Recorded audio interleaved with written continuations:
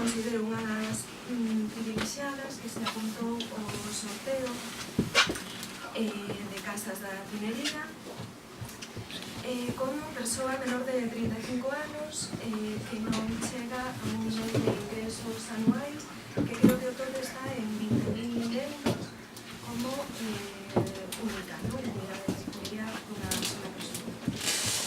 E que non posúe ninguna vivenda en propiedade. Digamos que cando vine aquí vivir o barrio atopeime coa dificultade enorme de xestionar calquera tipo de cousa de vivenda. A resposta ante calquera problema da casa por parte de vivenda é casi nula, ou seja, isto é unha cousa que máis tarde falei con varios veciños e digamos que prácticamente non nos dan resposta, non somos arrendatarios, eu entendo que ten que ser así, que a vivenda ten que ser pública para non caer na especulación, pero claro, se eles son propietarios ten que haber algún mecanismo para facer as xestións menos engorrosas, porque senón é que nos deixan aí e non hai resposta. Ou as respostas que dan, en algún momento poden chegar a ser ata grotescas, onde non se poden abrir dúas ventanas de soutro. Isto por unha banda, o problema da xestión da vivenda no día a día. Despois, positivo, como vimos no vídeo, primeiro, a vivenda é maravillosa, non? Quero dicir, eu sinto o prazer de vivir nunha vivenda que ten historia, que ten pegada, que ten respeito pola estrutura do edificio, do barrio. A miña gran sorpresa, aínda sendo de Lugo, foi como a descoberta do barrio, non? Ou seja, que fixo para mí, me preguntei, que este barrio estivera, a pesar de visitalo en numerosas ocasións, pero parece que o barrio te expulsa, ou seja, que non forma parte da cidade. E de feito, na miña experiencia como vecina, de traer amigos, de traer persoas que visitan a cidade, pois sempre é unha sorpresa. Por unha banda polo patrimonio, por outra banda pola cantidad de ruínas que hai, polo mal estado de moitos aspectos, e despois vemos que no barrio é moi difícil establecer conexións, porque non hai servizos, pero sí que é certo que non hai nada máis que hostelería no barrio, non? E de feito eu teño uns amigos que marcharon de aquí porque non podían vivir coas nenas polo ruido das nenas, non? Ou seja, falta tecer relacións entre vecinos. Neste sentido, a mí gustaría comentar un proxecto que fixemos. Eu, ademais de xornalista, traballo nunha asociación de Lugo de promoción de artes escénicas. Ao longo de todos os anos facemos un festival que se chama Cartografía en Movimento. É un festival que ten por vocación pensar precisamente os espazos da cidade a través das artes escénicas e propoñer, digamos, a danza ou outro tipo de arte para visibilizar as narrativas que moitas veces teñen estos espazos. Sempre fixemos cousas na Pinería, sempre fixemos aquí actuacións a Pinería. Este ano, sendo veciña do barrio, eu quixen traer tamén a miña actuación a miña casa. Unha cousiña tan sinxela como esta, a min fíxome coñecer os veciños. Eu non coñecía os veciños, entón tiven que ir porta por porta, pedindo unha cousa tan extraña como se tal día podes estar na sala, contarles a historia, despois da peza tomamos un viño na rúa, todos os vecinos se coñeceron entre sí, coñeceron a outras persoas de aquellas artes escénicas da cidade e conservamos un grupo de WhatsApp que utilizamos as vidas. E pode parecer unha tontería, non? Pero eu agora sei o nome de Maribín, sei o nome de Javier, que son veciños da miña rúa e que non os podo atopar en ningún sitio, digamos, non? A non ser na rúa. Que ás veces descartamos ou as iniciativas artísticas artísticas neste sentido por parte das asociacións pois non están tan presentes, pero que tal vez no debate público, pero tal vez teñen moito tamén que decir neste sentido.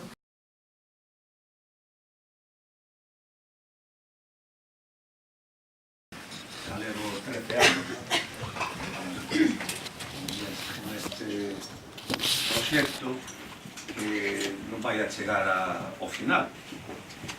Eu hai 60 anos, 60, que empecé a facer unhas coleccións. Con 12 anos xa empecé a coleccionar, estimulado por miña mãe, que tiña algunhas cousas que lle gustaban, sobre todo as artes decorativas. Por tanto, durante 60 anos practicando o síndrome de Dióxenes, pois almacénase moita cousa. Ben, temos unhas coleccións, seguramente son máis de 3.000 pezas. Dentro desas coleccións, porque son varias, hai unha que son louzas do século XIX, de diversas manufacturas.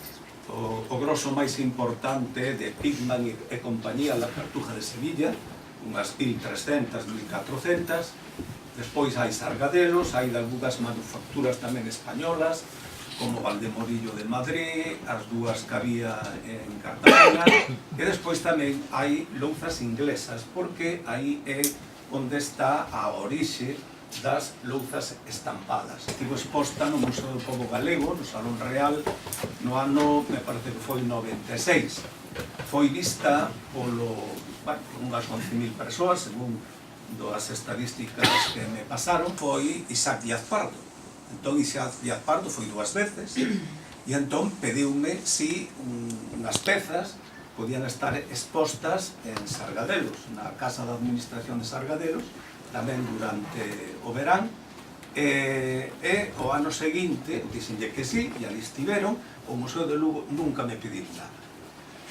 Con isto quero decir que moitas veces despreciamos o que temos diante dos ollos e valoramos o que ven de fora, o mellor valendo menos. Ben, todos recordades que durante 10 ou 12 anos as casas números 10 e 11 da Praza do Campo estiveron posteadas, acordades, ese día. Ben, cando entrou o primeiro goberno PSOE Bloque aquí en Lugo, o Orozco e o BNG, botaron mal do tema, compraron unha das casas, a casa número 11, e procedeuse á rehabilitación deses edificios. Pois a min aquelo parecíame que era unha iniciativa importante, non? Despois de estar abandonado, e durante tantos anos, nun lugar tan emblemático como era a Praza do Campo. E entón eu propuxenlles facer un libro ca historia da casa e co proceso de rehabilitación, que é o que se suele facer por aí adiante. E entón, pois, eu fixen a parte histórica do edificio, por certo, catalogado no PEPI, me parece que dos anos 40 do século XX, cando se é unha casa do século XVIII. E bien, unha empresa responsa fixo a rehabilitación, e un bon día que eu pasaba por aí, eu vivía no parque, non vivía ainda aquí, pois estaba os encargados da empresa, dixeronme: Adolfo, levas presa? No, é que vai vir ahora Besteiro, que era o concelleiro de urbanismo, para ver a casa como quedou, si tes interese en vela, pois espera. Ai, sí, que teño interese. Ben, entón, esperei, entramos, bueno, estaban todos os espazos diáfanos. Esa casa iba a ser destinada á oficina de rehabilitación. Recordadetes. Entón eu dixenlle: oye, José Ramón, é que a min esta casa, pois, non sei que me dá, que nun sitio emblemático como está, vai a ser destinada para unha oficina. Isto tiña que ser destinado pois, para algún público, dedicado ao turismo, tal. Eu vi aquí colocada a miña colección de louzas, e di: bueno, pois fala co alcalde, a ver que opina. Bueno, e eu collín e falei co Orozco e dixo, estupendo, magnífico, facemos un convenio. Bien, entón, eu collín, fixen un borrador de convenio, mandeille o convenio, pasaban os meses e seguía salindo na prensa a oficina de rehabilitación, tal. E como aquel non se movía, pois un bon día eu dixenlle ao meu fillo, mira, como isto non dá señales de vida, pois, por que non buscamos unha casa, a compramos e despois instalamos aí a colección. Entón, poñemos un museo, e como todos os museos agora levan cafetería, pois poñamos unha cafetería, pensando que eso era o negocio do siglo. E queremos decir que a hostelería aquí, polo menos na zona, é todo pura apariencia. É unha zona morta, é dicir, só ten vida os fins de semana e a partir de determinadas horas. Isto foi no ano 2005, isto estaba xa empezando a falarse de que se iba a rehabilitar, entón era unha zona que parece que tiña futuro, non? Non sei se sabedes que actualmente pois non se vai a crear grandes museos, senón que se volve aqueles pequenos museos monográficos que se instalan nos centros históricos pois, en determinadas rúas, precisamente para darlles vida, oímos esa de aí arriba, que era de 3 propietarios. Esa casa foi construída no ano 1770-71. Pois el tiña a documentación desa casa, os contratos que os propietarios fan co mestre de obras que vai facer o edificio. Bueno, eu nunca pensei que eu chegaría a ser propietario de ese edificio. Por tanto, coñecía a historia do edificio. É un edificio feito, xa digo, entre 1770 e 71 por lo mellor mestre de obras que había en aquel momento na cidade, que era Fulgencio Durán. Empezou a construir a Capela do Carme, por dar así algún dato, e é o que fixo, pois, o que hasta ahora era a casa rectoral do conxunto do Hospital de San Lázaro na Ponte.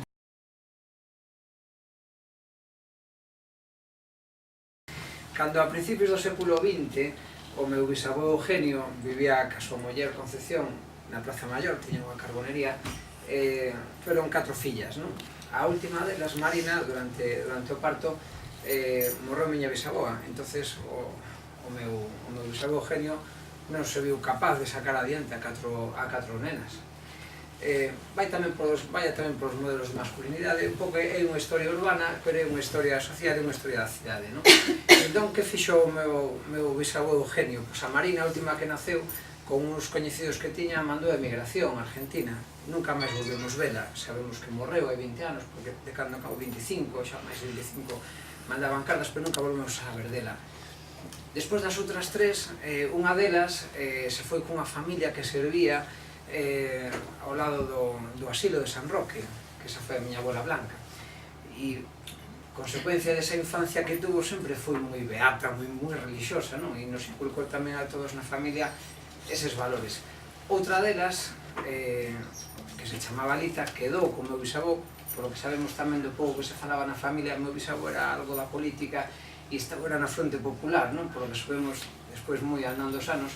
E esa muller foi a máis política, máis activa, máis combativa. Bueno, ao final acabou casando con de Tarragona, se foi a vivir a Barcelona. Souben xa de morta ela, polos papéis que atopei na súa casa, que eles foran militantes de izquierda republicana, na posguerra e na clandestinidade. E había unha cuarta, non? Xa era a cuarta das miñas tías abuelas, que era a Tota, chamábase Concepción, como a súa mai, pero chamamos a Tota, que se criou aquí na Tinería. Foi un tabú sempre na casa con quen se encriara a miña tía abuela, aínda que se sabía, todos sabíamos que se criara cunha madame. Entón, iso tamén condicionou o seu carácter, a súa infancia, a súa xuventude e a súa vida, en definitiva, porque é na túa infancia, é na túa adolescencia cando forxas a túa vida, non? O teu carácter. Ela era, de calle, a máis liberal de todas. Digo liberal no sentido extenso e intenso do termo, porque ademais de reivindicar históricamente o barrio da Tinería como un barrio onde se exercera a prostitución, onde houve prostitución, tamén foi o barrio bohemio, tamén foi o barrio dos oficios, tamén foi o barrio que por lo menos fai un século, e esa memoria que se traslada na miña propia familia era o barrio tamén da liberdade e da cultura, non? Que é a solidaridade, porque vemos sufrir o veciño ou a veciña e iso nos conmove, e iso nos indigna. Iso se ha complementado con outros niveis onde se toman decisións de carácter político, que son as que modifican as iso, que teñen contidos orzamentarios moi grandes. Ese é o papel que en parte ven a cumplir tamén en Marea con relación a todo o espacio municipal de debate que neste caso estades dando e que estamos dando en materia do dereito á cidade. Unha parte do problema da política que non foi capaz de materializar o que estaba declarado sobre o papel, que foi o baleirado material dos dereitos dos que decíamos dotarnos. De tal maneira que o que foi unha conquista histórica das mulleres da xeración das miñas tías abuelas, das vosas tías abuelas, das vosas abuelas, das vosas máis e dos vosas pais, non xa tanto das vosas máis e pais, sino como incluso da xeración anterior, porque esa xeración foi a que chega, no caso, por exemplo, dos anos 70, como comentaba antes Encarna, chega na súa madurez política, na súa madurez vital, na súa madurez intelectual con 50 anos e son os que traen todo un acervo que transmiten a xente que ven máis nova e que se encarga de que despois a materialidade dos dereitos seña esa. Durante os últimos 20, se cadra ainda máis atrás, 25 anos, se produciu un baleirado progresivo deses dereitos, de tal maneira que incluso a legislación interposta entre os tratados internacionais e os textos constitucionais e estatutarios e o que é a vida que nos afecta a nós, esa normativa interposta que os poderes públicos, pero non son os poderes públicos, que os partidos que tuveron a oportunidade de gobernar nunha parte importante do tempo que levamos de democracia non se encargaron de facer os efectivos, non se encargaron de facer que a cadena de materialidade de dereitos que estaban proclamados nos textos internacionais fosen efectivos. Denunciando que non existe unha política de vivenda pública neste momento por parte da Xunta de Galicia, se reserva para 2018 para a vivenda protegida de media en toda Galicia un 4,98% do chan do que seña solo urbano consolidado. Ben, cando hai unha normativa estatal, os que estades máis no sector coñecedes que é unha normativa básica que obriga a reservar un 30% mínimo.